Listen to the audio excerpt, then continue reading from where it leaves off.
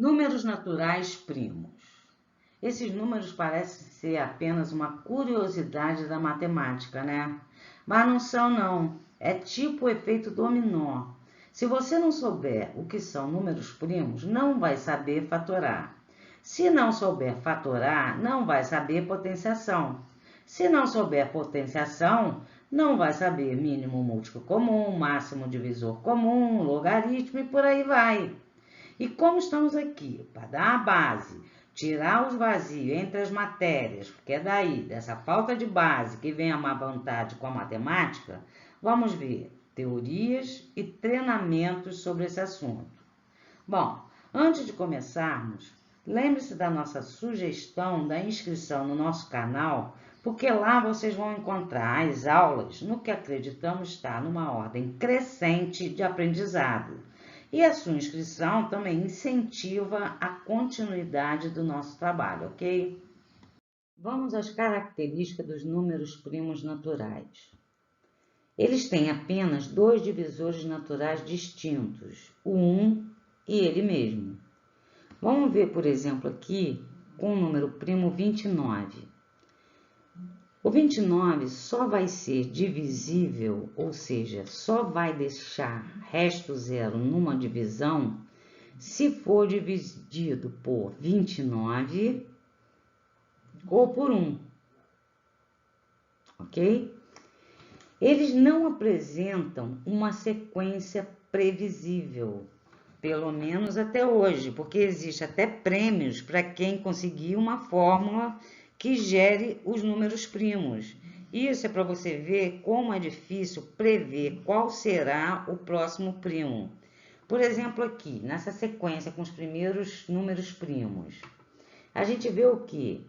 O primeiro é o 2, depois vem o 3, em seguida vem o 3. A diferença entre 2 e 3 é 1. 3, em seguida vem o 5. O próximo primo é o 5. A diferença já vai ser de 2 unidades. Do 5 para o 7, a diferença vai ser de 2 unidades. Do 7 para o 11, a diferença já vai ser de 4 unidades. Do 11 para o 13, a diferença volta a ser de 2 unidades. Do 13 para o 17, a diferença vai ser de 4 unidades e assim vai. Uma coisa assim bem previsível. Do 23 para o 29, já a diferença é de 6 unidades. Bom, todos os números maiores ou iguais a 2 podem ser fatorados em números primos. Não importa, qualquer número vai poder ser fatorado em números primos. Atenção aqui, o 1 não é um número primo, ok? Os números primos, eles têm dois divisores naturais distintos, o 1 e ele mesmo. O 1 só tem ele mesmo, ok? Então, ele não é um número primo. O 2 é o único número primo natural que é par, tá? Guarda isso. Vamos falar aqui também dos primos gêmeos. Os primos gêmeos são dois números primos que diferem entre si em 2 unidades. Por exemplo, aqui, 3, em seguida vem o 5, a diferença é de 2 unidades. 5, em seguida vem o 7, o próximo primo vai ser o 7. A diferença é de 2 unidades. 11 para o 13 também, a diferença é de 2 unidades. E assim sucessivamente, tá? Sempre que a diferença entre dois números primos for 2, eles vão ser chamados de primos gêmeos. Primos entre si. Dois ou mais números são chamados de primos entre si quando o seu máximo divisor comum é 1. Por exemplo, 4 e 9, mas atenção aqui, 4 e 9 não são primos, não. O que acontece com eles é que os divisores do número 4 são 1, 2 e 4. Os divisores do 9 são 1, 3 e 9.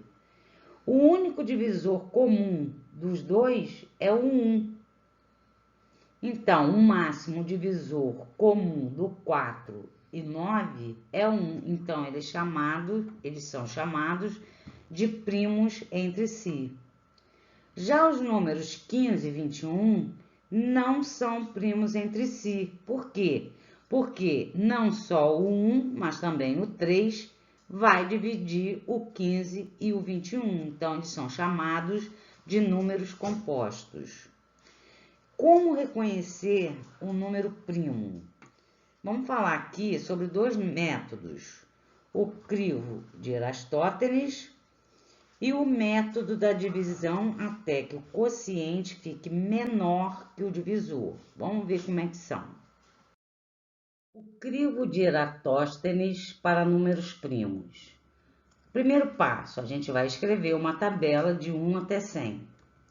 No segundo passo, a gente sabe que todo número par é divisível por 2. Então, a gente vai riscar todos os números pares, menos o 2, porque ele é primo. Lembrando que 2 é o único par primo. Terceiro passo. Lembrando que qualquer número é divisível por 3, se a soma de seus algarismos também for, vamos riscar os múltiplos de 3, menos o 3, porque ele também é primo. Olhando aqui na tabela, a gente vê que os múltiplos de 3 pares já estão riscados. Por quê? Porque no passo 2, a gente riscou todos os pares que são os múltiplos de 2. Vamos agora ver os múltiplos de 3 ímpares.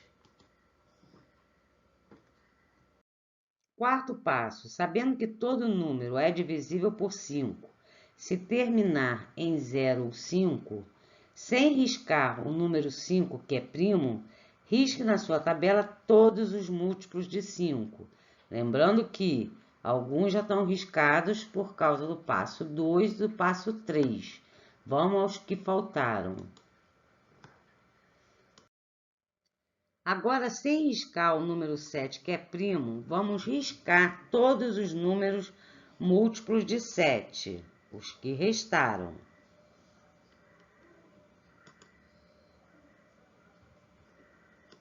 Vamos ao sexto passo, jamais esquecendo que o número primo, por definição, só é divisível por ele mesmo e pelo número 1, vamos riscar o número 1 da tabela dos números primos, porque ele não é primo. Ele só tem um divisor, que é ele mesmo. E o sétimo passo, vamos agora escrever os números que a gente não riscou da tabela. São eles os números primos naturais de 0 até 100. Como a gente pode ver aqui, eles são imprevisíveis. Eles não têm uma sequência. Isso de 0 a 100. Imagina essa imprevisibilidade, essa falta de sequência de 0 a 10 milhões. Mas essa falta de sequência e imprevisibilidade faz dos números primos uma poderosa ferramenta da criptografia, como falamos antes, que garante segurança e sigilo. Por exemplo, nas nossas compras pela internet, pagamentos de contas pelo computador sem ter que ir ao banco e por aí vai. Sem contar que eu disse todos os números maiores ou iguais a 2 podem ser decompostos em fatores primos. Enfim, os números primos, são os tijolos de construção dos números. Então, dada a importância dos números primos, vamos aos treinamentos.